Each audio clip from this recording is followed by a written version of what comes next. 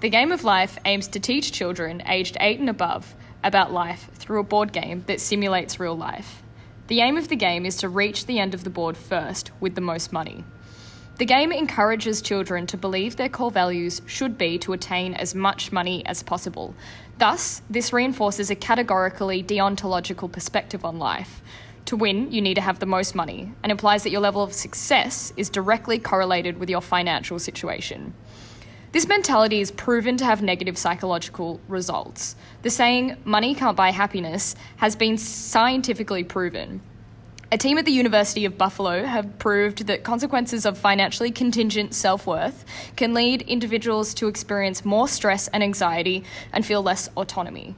Furthermore, Matthew Monod provides his paper titled "Marginal Utility and Economic Development" that job satisfaction does not rise in tandem with income.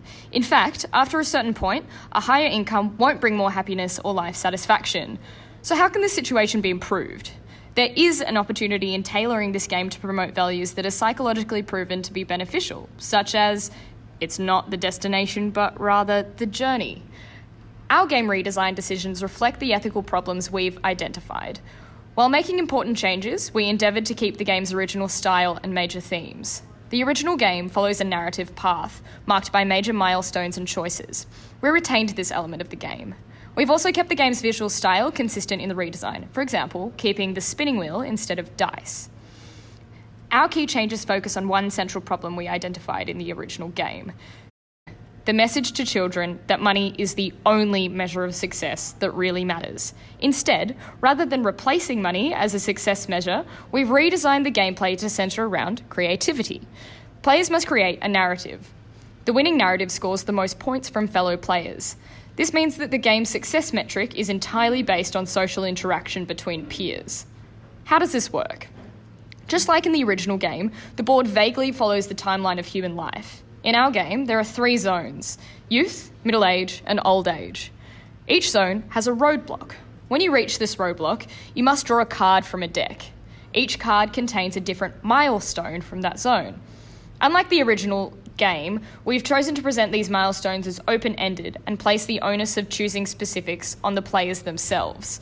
For example, at the youth zone roadblock, you select 2 cards from the deck of cards, then choose 1 to read aloud. These cards are all themed around your personality. Cards include milestones like falling in love or choosing a career. An example milestone card may read, "I have fallen in love. Who have I fallen in love with?" You have 2 minutes to draw them. The player who selects the prompt chooses which drawing they like best, awarding 1 point to the player who drew that picture. By the game's end, each player will have accumulated 3 milestones from each period of their life. You win by creating things for your friends, and everyone leaves with a strange story. Gameplay is like a cross between popular games MASH and Exquisite Corpse. Play is a fantastic learning tool for children that should be encouraged. All kinds of play, but especially creative and social play, strengthen our capacity to interact and problem solve as adults. The original version of the game does help children play, just in a predictable way, focused on money. Teaching kids about money is of course an important lesson, but the Game of Life is almost entirely based on chance, so it doesn't really do this anyway. Choosing your career, how much money you make, where you go on holiday, are all left to chance in the original design. In our design, success is not earning money, it's creating things for your friends. Of course, our redesign has some limitations. Details still to resolve include testing how players choose milestones at each turn. Voting could be a risk, as sometimes feelings can be hurt. We need to work out how to avoid this. Deciding whether drawing is the best medium for the game. It's possible not all players will enjoy drawing. And determining how long the game should last. As each turn in the redesigned game is much more engaging, we're probably going to reduce the number of turns to keep it fun for everyone playing. Of course, there are also some risks for the distributor selling the game, in this case Hasbro. We're fairly confident that our game is much more fun than the original, having had real-world experience playing with children. And it's also worth remembering that the current Game of Life is also a reimagining. So, does money equate to success? Absolutely not. Success is a very personal thing. Rather than hiding it, our redesign aims to celebrate how personal life actually is. Want it that way. Tell me